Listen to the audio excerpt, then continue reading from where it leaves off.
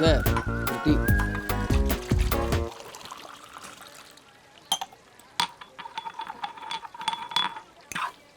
என்ன பெத்த கையில் கொடுக்க மாட்டியா? அதான் விழல எடுத்து குடி.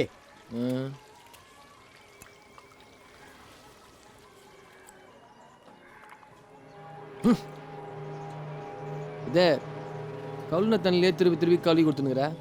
நல்ல தண்ணியில் கழுவி கொடுக்கலாம்ல. நாருது யோ வியாபாரத்தில் கட்பாயல் போயிட்டு சுடு தண்ணியை பிடிச்சி மூஞ்சில ஊற்றி போடுவேன் பாப்பா.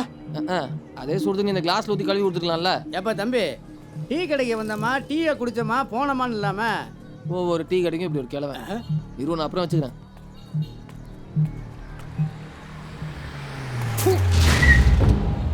யோ யோ யோ யோ துப்புறதுக்கு இடமே இல்லையா அவனுக்கு?